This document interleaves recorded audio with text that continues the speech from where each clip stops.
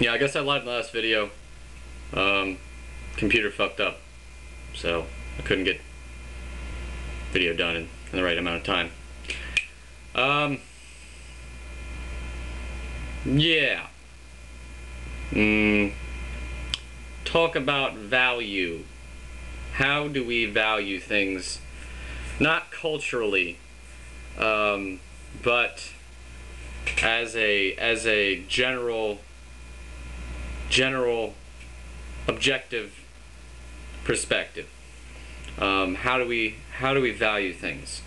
The more rare something is, and the more complicated it is, the more valuable it is. I think can be a general blanket idea of how we value things. Now, culturally, that's different, because culturally, random shit sometimes can be valued more than, and I mean, you know, the purely empty, the vacuous relationships are valued more sometimes than the ones that are really,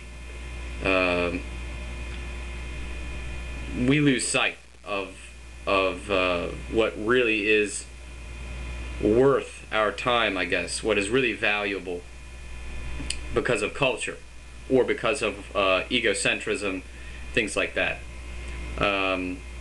However, as a very, general scale, I think what I just said with complexity and rarity and beauty in general is a symptom of those two factors, those two things. Beauty is a symptom of rarity and complexity, and or complexity, I should say.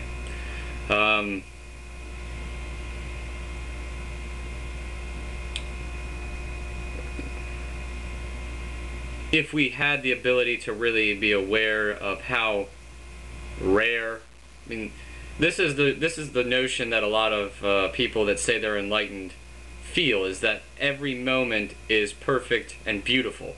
The reason that that is true, the reason that that is felt, is because it's under those two factors. Every moment is both increasingly, compoundingly complex, and is as rare as it is ever going to be at any given point. The complexity is ever increasing, but it's something that's hard for a person to be able to see, simply because our brains are incapable of really processing that amount of information. You don't really have to process it, though, because it's something that you're consciously aware of. You can be consciously aware of something like that. Another point I should bring up is as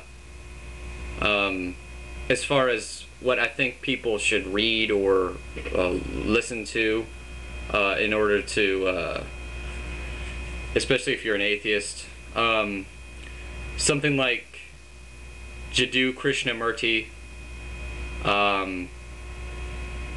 Alan Watts.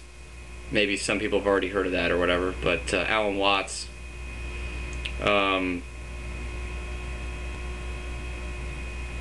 Those people in general, I find, are the most, if you aren't good with understanding cryptic language or technical language or just general language, then maybe that's not who you should be listening to. I don't know who you, maybe Robert Anton Wilson would probably be just as good, but maybe going from him to Krishnamurti and Alan Watts would be probably just as good as well. The thing is, like, they all talk about consciousness, or nothingness, as Alan Watts does. And the thing is, consciousness itself and nothingness, space, space basically, They're both the same thing. They're both the same thing. Space is intangible. It's a hard. That's something that's hard to really just kind of contemplate. Space is an intangibility. It's a concept. It's not actual. It's not an object that you can touch. That's why it's that's why the actual objects are so. That's why planets and stars and things like that are so incredible, because, and time as well, because space is beyond time. Without the matter of the universe, when the matter and time die, space is all that will exist. And if space is consciousness, then the universe and then consciousness is the never-ending. Space is never-ending. It is endless. Time and matter are finite, but they are. My way of talking about infinite is that something can be infinite, but that doesn't necessarily mean that it's endless. Matter and time are infinite, but they aren't endless. Space, nothing, is endless. That means that the subjective, all things that are subjective, are beyond the notion of matter and time. That means that consciousness, the essence of I am, what we are, I mean, that means that that's endless. The thing is, we have to stop thinking in terms of us being a person. We aren't people. We are phenomena. We are the forces of nature. We are aspects of nature. We aren't people. Stop thinking in those terms. Those terms are made up. We created those. Human beings have created those for thousands of years because our minds are, and our egos and our minds are very pattern-seeking. The reason that we have this illusion, this delusion, is because we have to in order to be able to survive. But in order to break out of our own prisons, our own... I'm going to sneeze. No? Okay.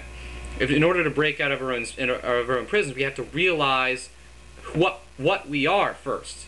Realizing what we are has nothing to do with our place in the universe or whatever. As far as what am I gonna do? That's just having to that's just the first step in realizing that the systems of government and the culture are illusions, and they're just sandcastles.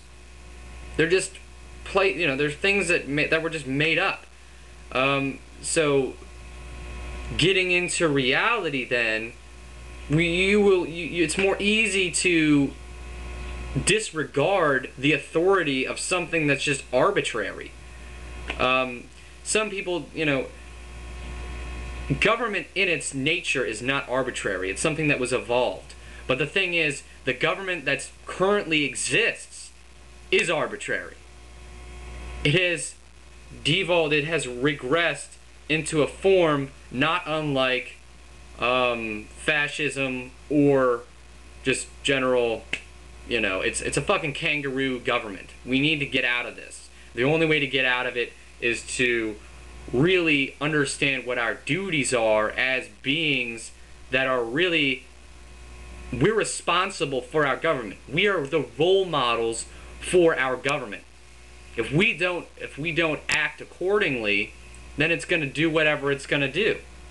We have to break out of our own conditioning. The only way to do that, like I said, is to realize who and what we are. We are not people. We are forces of nature.